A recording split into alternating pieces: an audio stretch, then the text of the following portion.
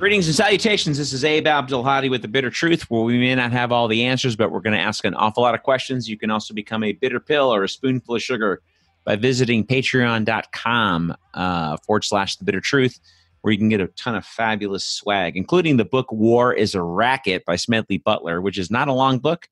So those of you who are not used to reading anymore, you could do this to 2 trips in the bathroom, I promise you. That being said, my guest today is Professor Bruce Lerro, co-founder of Planning Beyond Capitalism. If you listen to part 1, then you know that we're doing part 2 today. And Bruce, how are you, man?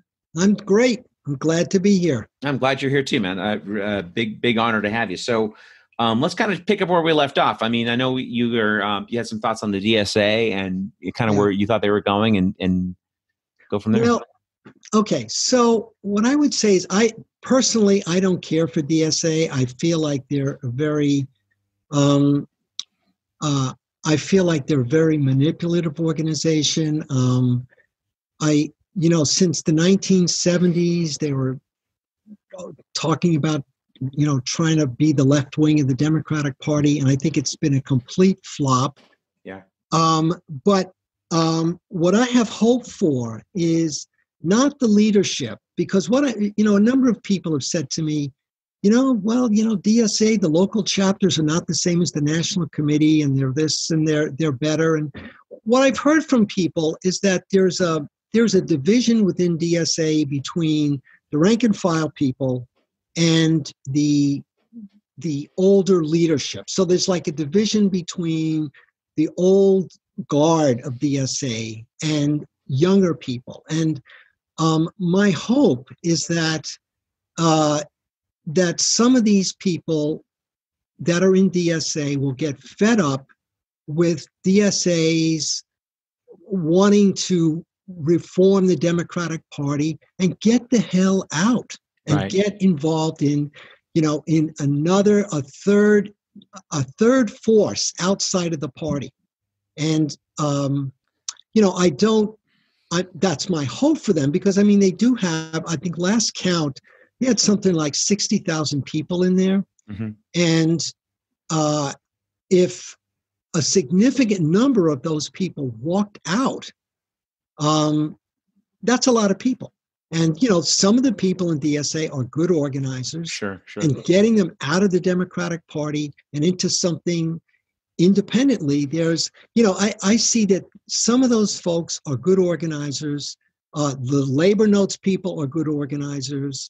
So we don't just need more people. We need people that know how to organize. And those two together are pretty significant. So my hope is that the DSA rank and file people walk, and they look into the, People's Party or some other group that's forming. I think all sorts of these groups are going to form outside the Democratic Party because Biden is so disgusting that it's really hard even for them. To give them credit, at least they didn't endorse Biden so far. Right. And so that's a big step for them. Yeah, but then that's the challenge. You got the Justice Democrats, which was the Cenk Uygur, Kyle Kulinski bunch, and I think those two guys, I got my issues with Cenk Uygur, but I think Kyle Kulinski's heart is in the right place. And, they handpicked these people to run, and within no time at all, they capitulated. It's like you cannot run within the Democratic Party. Right. That's right. It's like libertarians do their thing. I respect them. I don't agree with them all on everything, but I at least respect them. They're going, yeah, well, we're actually conservatives. We don't want to be in every war. We don't have to have this defense budget up the ass. Why are we doing this? Whereas the Republican, the quote unquote, Jerry Falwell level 1976 on Republican does the typical corporate shit. I wrote a paper a while ago called Guns, Gays, and Abortion. My theory for the longest time is that's the only difference between these two parties. Except for the NRA, they take money from the same places. Yeah. And to get a little darker, they fly on Epstein's plane and do God knows what to kids, both parties, whether it's Ehud Barak or Bill Clinton or Donald Trump. And so what are they doing for us? So when I look at the GSA and I've seen people run with the DSA with the best of intentions. Semer Hernandez ran for Senate. no support whatsoever. Got her ass kicked in the primaries. And they gave it to MJ Hagar, who's this total corporate tool, just reprehensible person. And, it's like, that's who, ends up like winning. You can't run within these parties. It has to be something else. I think your point is really well taken. And it's backed up by, there's a guy, really wonderful political sociologist. His name is William Domhoff. And he devoted his whole life to studying empirically as a scientist how the ruling class rules. And when he talked about the two parties, he just said the difference between the parties is very close to what you described. They fight on cultural and religious issues, but when it comes to economics, they are on the same page. And people get pushed out of shape about the difference between the parties, but the differences are usually they fight about religion, they fight about sex, but when it comes to capitalism, there is no difference. They're in the same, at all. Yeah, they're in the same ballpark. My favorite example was that the State of the Union address a couple months back when Nancy Pelosi makes this big deal about tearing up the president's speech. Yeah. But then her and AOC and all these assholes give a standing ovation to Juan Guaido. Yeah. I'm like, wait a minute. Okay, so then you are on Cheeto Jesus' side, including but not limited to giving him his entire goddamn legislative agenda. Yeah. I mean, I interviewed this Republican guy a couple weeks back, and he goes, well, the leftist leanings of Joaquin Castro. And I laughed openly. I'm like, wait, leftist? Yeah. He's a corporate hack. He's voted for banking deregulation with Donald Trump. What are you talking about? Yeah. What's interesting to me is, like, if you look at the differences, I used to do this in a class where I put on the board, I draw a line of about an inch apart, and then I would draw two lines perpendicular to it. One line was the Democrats, one line was the Republicans. And as long as the whole line is only an inch, it seems like there's big differences between the Republicans and the Democrats. Right. But if you extend the line out left to right, you see that, wait a minute, if you say, okay, if you go all the way to the right and you have the libertarians, you go all the way on the left, you have the anarchists, you see that relative to those positions, the Republicans and Democrats, the differences are insignificant. Right. And that's the thing. I think what's always amazed me, Abe, is I always thought that the hardest thing to do would be to convince people that capitalism is fucked up and we need socialism. And what I found is that people seem more open to that, and they're more defended about the Democratic Party, that they insist that the Democratic Party is different from the Republican Party. Right. And they will hold on to that for dear life. That's a bigger issue for them than capitalism and socialism is. That the Democratic, because if they face that, they would have to face that you do not live in a democracy. There is one party. There's the party of capital. You have to face that. Right. And so people hold on to this single alternative because they don't want to face that we don't live in a democracy, and we never have. Well, by definition, I mean, none of the founding documents have the word democracy in it, period. Right. At all. And so we have this illusion of democracy. Right. And it cracks me up when, like 4 years ago, I was like there's like four guys in Austin that think like me. All of my so-called Democrat friends, watch too much goddamn Rachel Maddow at MSLSD. But I mean, like literally almost to the person, they're fighting me on this. And I'm going, well, hang on a second. What about this democracy? If we respect the democracy so much, then why is it that we fucked the Russian elections the first two times they ever had an election, 92 and 96, giving $1.5 billion to Yeltsin in 96 to make sure he got it? Time magazine even did a cover story on it. Yeah. We've interfered in over 100 elections between 1948 to now. Yes. And that doesn't count coups or assassinations. Right. Interesting. Like shit going on in Bolivia or Venezuela. Just elections. Yes. Over 100. Yes. Yet we clutch our pearls and go on about this fake story about the Russians. Oh my God, the Russians! And we lose our fucking mind. Yeah. Over a story with a country that barely has double the GDP of South Korea. Mm-hmm. And they've got, what, 20 bases outside of Russia, mostly in Syria, because we keep fucking about in Syria. Well, then why are they defending Syria? I don't know. If Russia invaded Mexico, what would the United States do?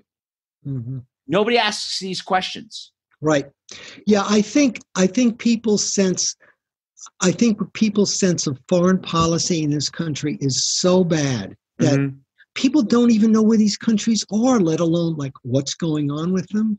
I remember reading something, I forget where I got this from, but it was something like a United Nations study does comparisons of what countries have the most democratic processes. Right. The United States came out 29th, okay? And you know who is in the top 5 is Venezuela. Yeah. Venezuela is they have some of the best processes in the world. Well, even the last election, they had like 9, including the UN, refereeing their elections. Yeah. Yeah, no, it was clean. Yep. You know, and we're sitting there going, you know, Mike Pompeo with a fucking straight face saying, well, you know, and meanwhile, Colombia, right next door, enjoys a 30% poverty rate. Yeah. Right? They kill campesinos by the thousands. They rig elections. They murder journalists, but they're capitalists. At least they say they are. So they're cool. And what does capitalism mean?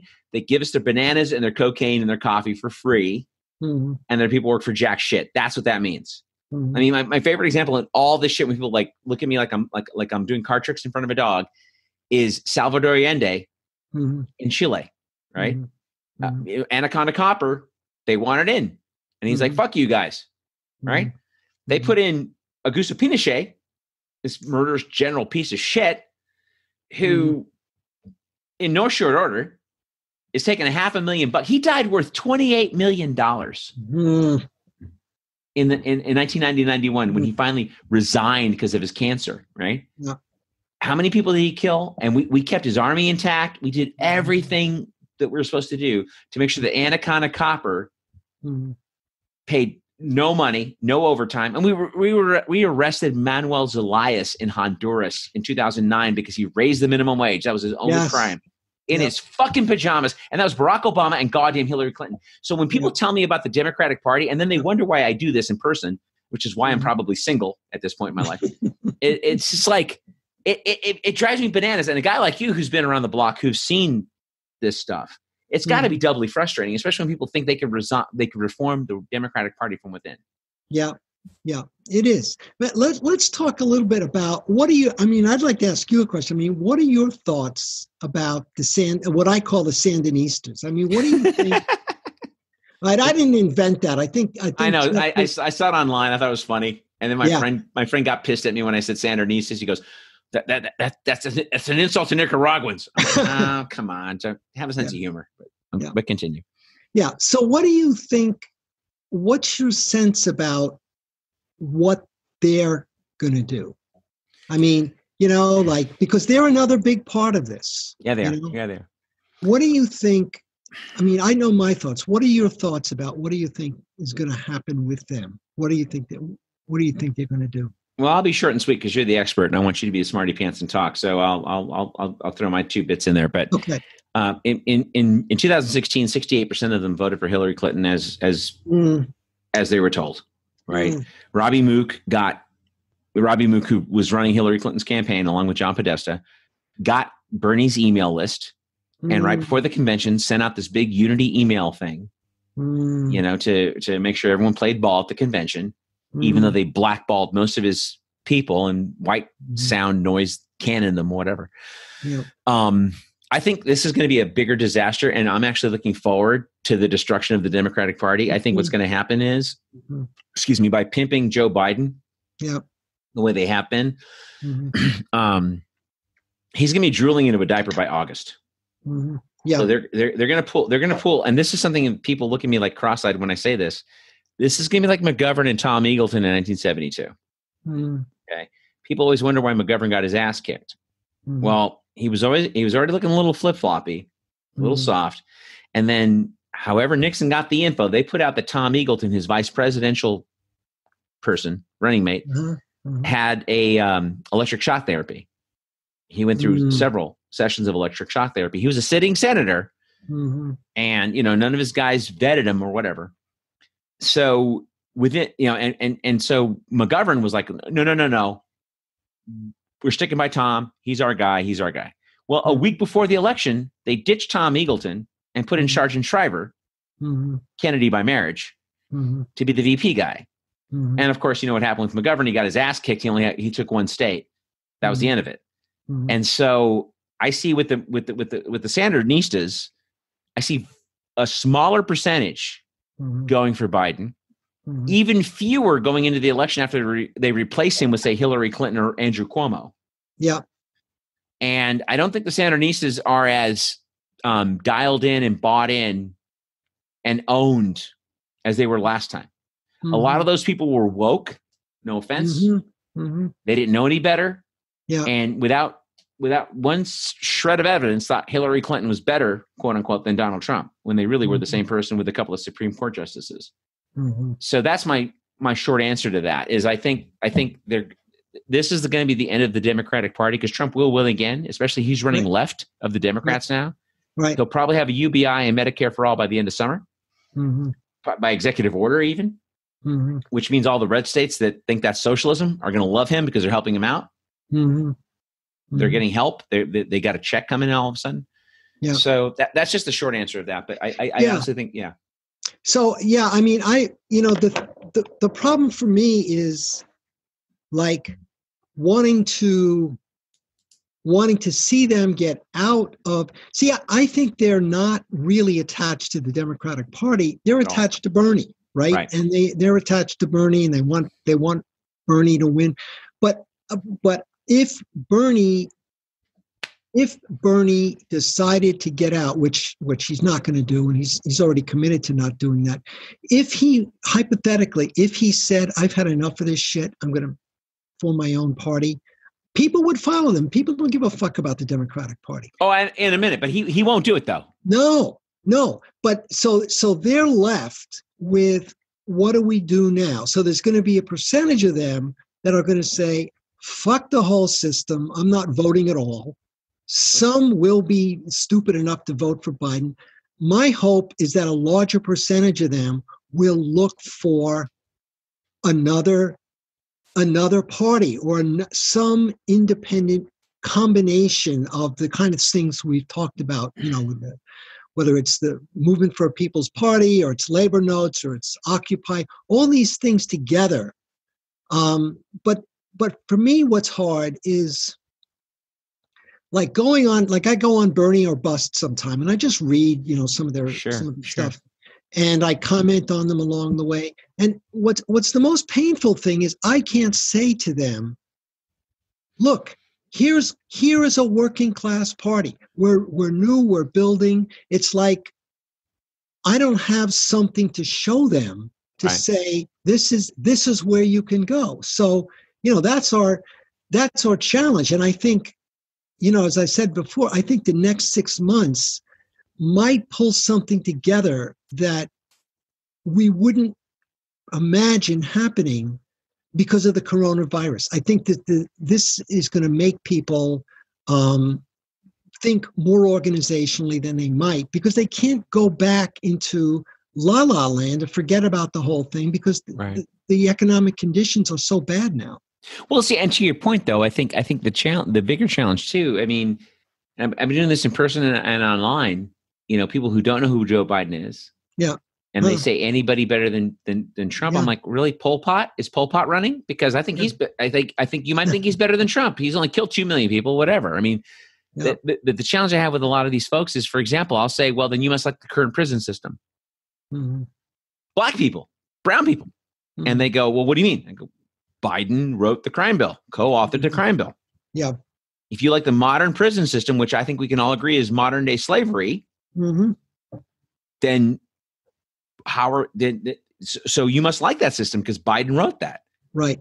You must like banking deregulation and the crash of Glass-Steagall because Biden was on with that idiot Larry Summers and everybody else. So it's like they're so dyed in the wool with this bullshit. Anybody with Trump, because he says, I just find it, if you really break this down, Abe, if you think about like them saying anybody but Trump, they are already admitting that they are completely passive and have no control over the party.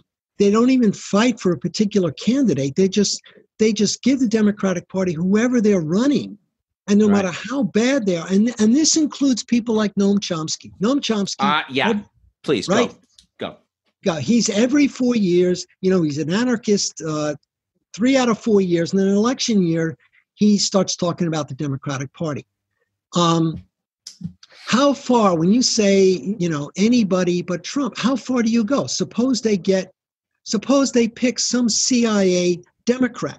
Is Noam Chomsky and people like that going to say, well, that's better? So is a CIA agent better than Donald Trump? I mean, how far do you go with this slippery slope where you don't draw the line anywhere? Well, Chomsky, I mean, and when I was a kid, I used to be intimidated by him. Now I'm like, I would love to just beat the shit out of him on my show for half an hour just to talk about that one subject. Yep. I mean, he could talk about World War I and the Balfour Agreement up the ass, and I would be like, But on this, like you said, every 4 years he comes out and he does the same. And he's been doing this for decades, not just, because like he was even saying Hillary Clinton was a better bet. That's right. He was. And I'm like, wow, Libya? Syria? Yeah, I think I don't really understand this. I don't even know when this began, but there is an idolization of him by the anarchists that is really pretty astounding to me. They give him a free. I have a Facebook friend who he posts great stuff. We're on the same page 95% of the time. But then he says on the issue of, and he's an anarchist, and he's on the issue of Joe Biden, I think Noam Chomsky is right. This is a fucking anarchist. I mean, anarchists for most of their history, one of the best things about them is that voting is fucked up. Voting is for fools, people like Emma Goldman. And so I don't know what's happened to them recently where they suddenly have decided that they are going to, under some conditions, vote for a Democrat. I mean, I don't know when that shit started, but. Well, I mean, I think part of it too is that, the short answer is like, if I met Noam Chomsky or got him on my show, and I've tried, but the number one thing is I don't idolize him. I respect him. Right. And I think he's right 80% of the time. I don't agree with him on Israel. I don't agree with him on the lesser of two evils bullshit. Yeah. And the things that come out of his mouth, like Donald Trump's the most dangerous. Yeah. Comparing him to Nazi Germany. I'm like, well, first of all, we've been closer to Nazi Germany a few times beyond Donald Trump. Mm-hmm. Barack Obama, for example, you getting habeas corpus and posse comitatus, and George Bush, we got Patriot Act 1 and 2. I mean, but everyone was asleep and it was okay. And it was when the mean orange man showed up. Yeah. And Chomsky plays right into that. And I think with these people like your friend that you're talking about, this anarchist, I think the biggest challenge with that is Noam Chomsky, like Bernie Sanders or any of them, it's your spirit animal. It doesn't mean anything. It's a leftist Rorschach test.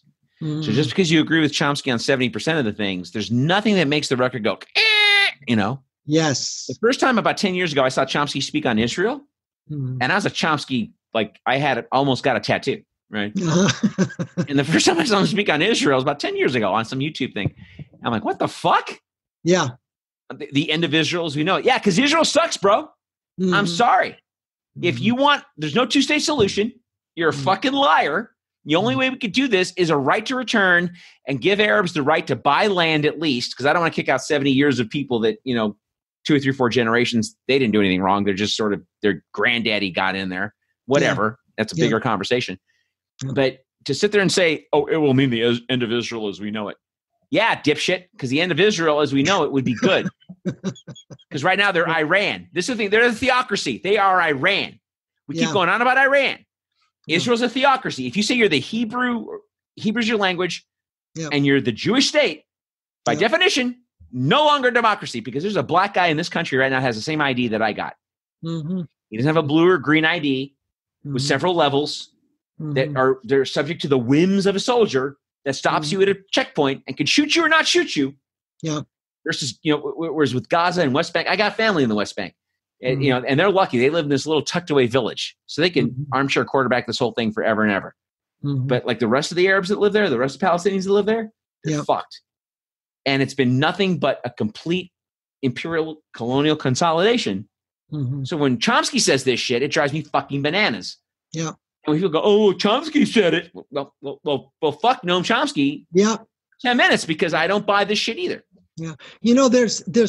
I've read a couple of things. I was working on an article, and I got this from the Greenville Post. They did a really good comparison of the difference between him and Michael Parenti, and it was really a good, Michael Parenti, right? Yeah. I mean, it was really a good systematic comparison. And, one of the things is that Parenti is always pointing out is if you can look at the countries that are called socialist and simply look at the pros and cons of what do they do well, what do they not do well, and just see that as a point of a spectrum. Like there's different kinds of, there's social democracy, there's the state socialism, there's anarchism, and look at them as kind of a family on a spectrum. Kind of the acid test is, do you automatically say that any socialist country, like Noam Chomsky does, it's kind of like, well, they're authoritarian. And so you throw away the fact that the literacy rates go up, they have good housing.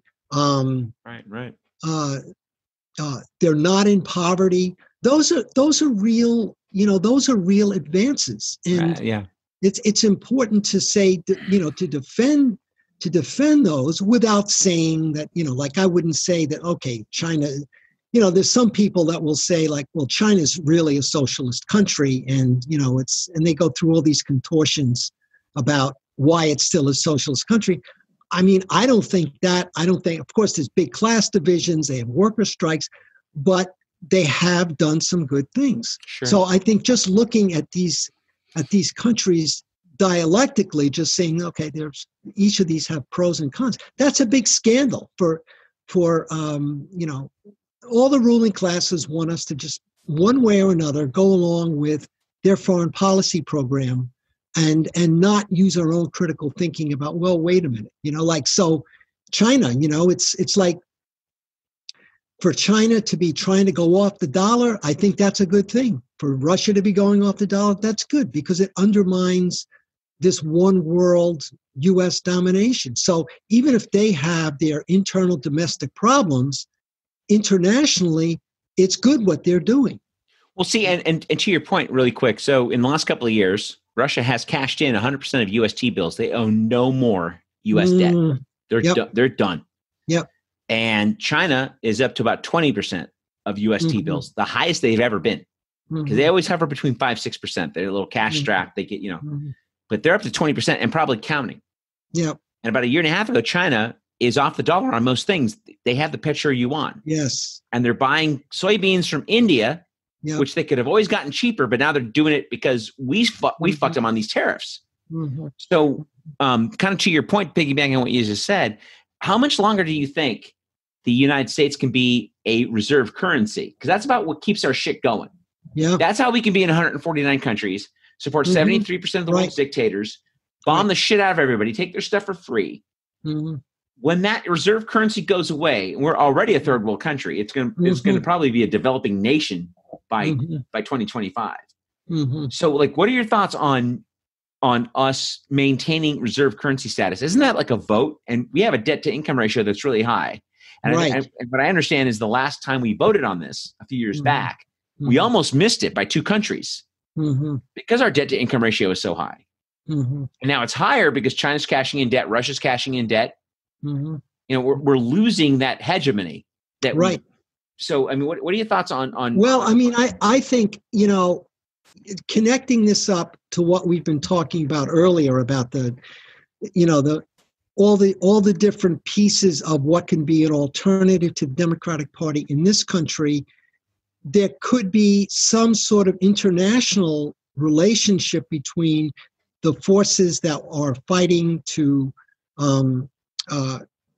be independent of the Democratic Party, and possibly, I don't know what it would look like, but forming some kind of relationship with Cuba, with China, with countries that are, with Venezuela, with countries that are already socialist at a state level, and trying to find some mediating relationship with them, because they're the ones that have been doing the most with this coronavirus. So I mean, it's just like people. I think people that are reading the news that all say, "Jesus, look at what the Cubans are doing. Look at what the Chinese are doing to go into countries with their doctors and things like that.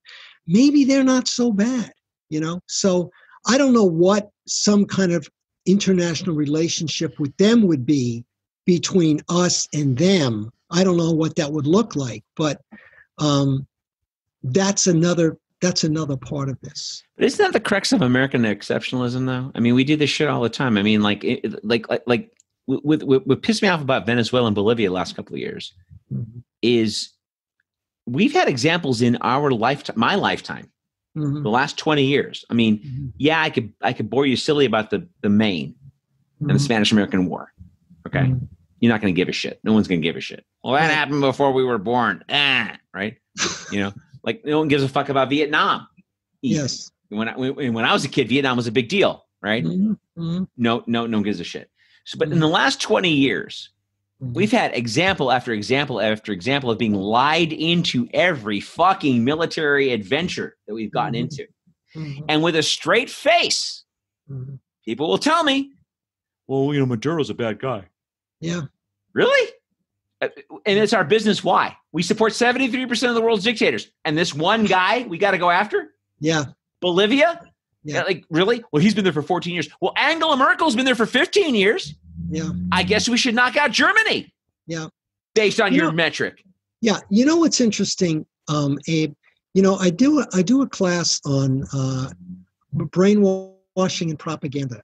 And there's a really good theorist who talked about who's most susceptible to propaganda. And what he said that was very surprising to me is most people think, okay, the working class is going to be the most susceptible to buying stuff, buying the propaganda. And what he said was that it's the upper middle class that's most susceptible to propaganda because they do all the reading and the crafting of the explanatory systems that the rulers use. And so they're the ones that are most actually believe the things that they're writing about. So, you know, it's like, how can the people that say the things you're describing are usually not working class people. There are upper middle class liberals who think they are educated, and they say this utterly ridiculous stuff, and they're too proud to think, you know, you may be propagandized. You know, you may be having these thoughts and you don't know where they've come from. Right. And maybe somebody is working with your mind. And they are. And these liberals who the Democratic Party, and they say this stupid stuff about international stuff, they haven't a clue when they're too proud to think maybe they can be somebody's working with their mind. Right. Well, and these are the same idiots who think that food is grown in supermarkets and don't know any better, and they scoff at the flyover states, right? Like they laugh at Texas. I moved here 5 years ago. Yeah. From LA, born and raised LA kid, born and raised in LA. And when I got out here, I couldn't tell you how many people that saw my Facebook. Oh my God, that's like just a bunch of Republicans. And I'm like, well, I grew up in LA my whole life. You know how many white racists I met in LA? Like a fuck ton. Like a fuck ton. What do you think LA or San Francisco is the bastion of holy thought? They're a bunch of cocksuckers too, man. Sorry. You know, and it's like I'll go to San Antonio, which is more red than Austin, or I'll go to Dallas, which is more red than Austin. And you know, they're all good people trying to figure out their way. Yeah. And the one thing I'll say about a lot of Trump voters that I know, most of them, they're not racist. Right. Most of them just thought, hey, we got lied to by Bush and Obama. Yep. And the states that he took, people love to forget, voted for Obama twice, voted for Bernie in the primary. Yep. And this is an interesting little thing I did last year. I was writing an article, and I found this interesting study at Wesleyan, the Wesleyan Media Project. You know, Wesleyan, that right-wing, you know, think tank. Trump spoke to policy 4-1 over Hillary Clinton, which I thought was interesting. So although it was ham-fisted, and toddler-like because he's a 12-year-old. Trump spoke to policy 4-1, jobs, wars, the whole 9 yards. All she could say was, it's my turn, grab him by the pussy, and he has no character, even though she had a semi-professional team defending a serial rapist that they used to call the bimbo eruption every time a chick would show up on Bill Clinton's behalf, right? So this is the hypocrisy where, like you just said, people like to think they're so educated, but you belong to a tribe. You're behaving in a tribal way. Right. Just a point about what you were describing about the Democrats. Let me see. I just lost my train of thought. Go back to Abe. Just go back to the last thing you said. I might be able to get it. Oh yeah, no. I was just simply saying that there's an inherent hypocrisy. Oh, I know what I was going to say. Yeah. It was about the Trump voters. There's a guy that this supports what you were saying. There's a guy, a labor historian by the name of Kim Moody. Have you ever heard of him? No, I haven't. Okay. Kim Moody did a really deep study of the voting patterns when Trump got elected. And he said that the people that the social class that most consistently voted for Trump was the small business owners. And he said exactly what you described.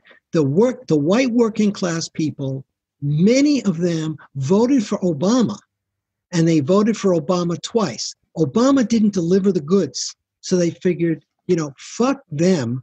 This guy, this Trump seems like an outsider. I'm going to vote for him. But I completely agree with you. They're not across the board racist. The media always presents the worst case scenario to make them look ridiculous. And of course, there are people that are ridiculous there, sure, but 100%. not all the people that vote for Trump are stupid people. And there certainly are bimbos that vote for the Democratic Party over and over again. Well, look at Biden. People with a straight face telling me that Biden is better. And I could tick off his sins by rote, by the way, over the last 50 years. And the first thing out of their mouth when you say, well, what about the crime bill? What about banking deregulation? What about Iraq? What about Afghanistan? What about you must like Trump. Yeah. Quit watching TV. Yeah.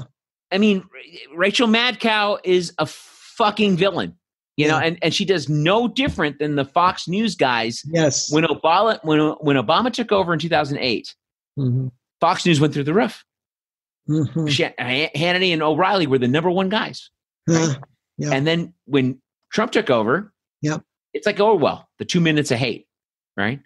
So all the so-called lefties went running right to MSNBC to the point where for 4 years we got pitched a no evidence conspiracy theory about Russiagate. And when that flamed out because Mueller's a doddering old man who doesn't even know what the fuck's in his report, then they do it about the Ukraine. God forbid you do it on the emoluments clause or anything that's real. You do it on a fucking phone call to the Ukraine, which, by the way, you don't call Joe Biden's kid into the hearings. That's like doing Hamlet without Hamlet. Fucking pricks. And this is what makes me so angry. And by the way, I'm in Austin, supposed to be liberal. Yeah. Well, it is liberal. It's corporate liberal because I got 4 friends that think like me. I go to this one bar by my house and I've just stopped. Because I end up ranting and pissing everyone off. And people with a straight face going, I think Andrew Cuomo would be a great president. You're like, I got nothing. I got nothing. And so to your point, it's like, this hypocrisy drives me crazy. And it's because people are a walking Bible story. They want to think it's not going to rain. And guys like you and me were Noah. We're going, hey man, it's drizzling. It's at least drizzling, right? I don't have a dog in this fight. I've been out of the church over 30 years, but I'm just like, these stories are human nature. It's not about whether or not I believe in Jesus. It's like, it's a great fucking story because it's human nature. And we keep doing the same goddamn thing. And then we wonder why, 4 years later, well, come on, it's the lesser two evils. But like a meth addict, we keep going back, right? Like listen, I'm 56 years old. I've already committed to the idea that I'm probably going to be single the rest of my life. I just got out of another relationship. This shit should not come up. I should not do this, what I'm doing with you, with my girlfriend, because this is why I'm still single. Unless you're lucky, because your wife seems pretty cool. Every time. Yeah, she's good. She's great. Every time I see her post, I'm like, well, she's just like Bruce. That's why Bruce is a happy cat. So there you go. Yeah. But no, man, it's just, but to your point, that hypocrisy is just kind of what people want to be comfortable and they don't want to be challenged. I mean, sometimes I say, hey, listen, man, I'm maybe a little too long in the tooth to be getting into some, massive revolt, but it's coming. Yes. Guys younger than me that are worried about their kids and grandkids. Yep. They're going to get out in the street and fight. And people will tell me, oh, I don't want to see that happen. Yep. And I'm like, well, it's probably coming. I think it is coming. I think you're completely right. And I think we need to be as organized as we can, because I think we're going to need allies, and it is coming. I mean, I don't even know, about whether or not what we're going to have for an election, what it's going to look like. But 6 months is a long time, and I think it's a real opportunity to get organized. And I'm just hoping that something catches fire, because if we can have something, the thing about Bernie Sanders that was, really the most telling to me is that, there was a point where, when we first got into the virus, he started saying, we should do this, we should do that. Everybody should have a couple of $1,000 a month. We need, universal health care. He was just saying this, even though he conceded to Biden. And it was like he had an opportunity to put into practice these New Deal ideas. Right. During the next 6 months, even, Abe, even if he didn't get elected, if he just put those things out and tried to mobilize people to do something about it, right, that could have been the catalyst to light up this prairie fire, because there's so many more people like us or close to us that just don't have a political organization to take all these ideas together and harness it into some kind of a program. But I think this is coming, and I think there's going to be a rebellion, and I think that we're going to have, and we have a real chance to change capitalism, especially over the next 6 months, because I think it's going to be really hurting, and I think the stock market's going to crash. People are not going to have jobs, and it's going to be ugly, and people are going to be looking for something that pulls things together. And I don't think, it's not going to be fascism. No. Right? No, I agree with you there. But also, I don't think it will be fascism. Conversely, I don't think it's going to happen. It cannot happen within the construct of these two parties. They've already been proven to be corrupt. Right. They're just corrupt. That's it. I mean, there's no way a person can tell me with a straight face that the Democrats are doing anything other than aping FDR talking points from 80 years ago. That's right. There's just no way. I mean, now what we are here is, look what Pelosi did. I mean, she's bought and sold hook, line, and sinker right along Mitch McConnell. Mm-hmm. Yeah, and the few things that they come out and say, hey, we got this. No. It's what they gave you, and you said it was cool. Mm-hmm. So what's the point of having a, quote, People's Party? Chris Hedges wrote a book about 10 years ago called The Death of the Liberal Class, which I've read about 6-7 times. Mm-hmm. And I love Chris Hedges because people love, he's like Lenny Bruce. People love to say they know what he says. Mm-hmm. And then they turn right around and they talk Rachel Madcow shit. And I'm going, well, then fuck you. You're lying. You don't know who Lenny Bruce is. You don't know who Chris Hedges is. You don't know who Cornel West is. Because if you're sitting there telling me with a straight face, oh yeah, I marched with them at Occupy, it was awesome. But you tell me Elizabeth Warren is a contender, or you're excited about Amy Klobuchar? Mm-hmm. Well, then you're a fucking liar. You don't know what you're talking about, or you're just lying. Right. And so everything, speak to your point, everything that you're saying, it's going to come down to people getting rid of their attachments, understanding that their party lied to them. The government is not their country. The government lied to them too. Their religion lied to them. That's right. Their news lied to them. Yep. And that's a bitter pill to swallow.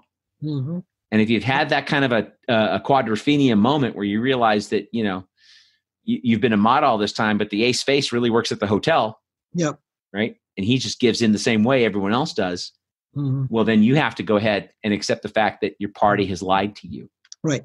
So I think what we need is between you and I, we need a socialist party. Yes.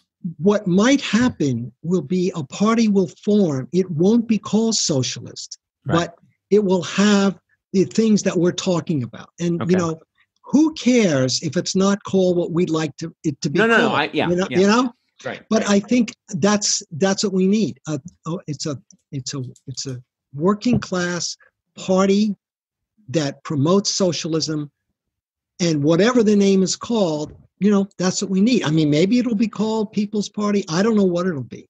But well, let me ask you. Let me ask you on a side note, because you've got depth in this. So, I mean, Eugene Debs obviously got his ass kicked, and even though he got 1 million votes, he still got his ass handed to him. Warren Harding had to let him out of prison because Woodrow Wilson put him in jail because Woodrow Wilson's a fascist prick. Mm-hmm. And then the most recent of any sort of note was Henry Wallace, trying to run against Truman, right. and they called it the Progressive Party, and they still got their asses handed to them. Yeah, it was a disaster of a race. So, moving forward, how do you think we could do this without the Bernie Sanders bullshit of trying to reform the Democratic Party crap? I mean, it's got to be what you said. Right. I just, I don't think that the party that I'm talking about is about winning an election. It's more like taking all the things that we've talked about, developing some sort of a program and a long and short-term plan about what we're going to do. And then, thinking I know this is hard to do because of the virus, but thinking more longer term, 4 years out, 8 years out, 12 years out, that it might take that long to actually build a party that people know about and that does things between electoral years, that organizes people. I don't think that voting for the party is really the answer, as much as if you're a political party and you get on the ballot, at least you have a forum to talk about your ideas and to spread them. So I'm not thinking about this party as being, in the next 6 months, it's going to be some kind of electoral party, but we need some expression of all the things that we're talking about that's organized into a plan. I'm not a Trotskyist, but some of the things that the Socialist Workers' Party used to do when they run the candidates, they had a plan. They had a transition program. They said, okay, if we get into power, we're going to do this over the next 3 years, and the next 3 years we're going to do this. I think for working class people, you need to say, if we're in power, this is what we're going to do. And you need to give people a framework. And I think that's part of what a good socialist party would do, would be to give people a framework. That's cool, man. Well, hey, listen, I appreciate your time. We're going to have to start wrapping up, but this has been great. I'd love to have you come back on. I would be thrilled. If you're so inclined. This has been a really great conversation. I really appreciate your time and your expertise. And folks, my guest has been Bruce Lerro. And again, he's the founder of Planning Beyond Capitalism, I could speak. And again, patreon.com/thebittertruth. And if this stuff makes you uncomfortable, guys, it's supposed to. Sleep tight.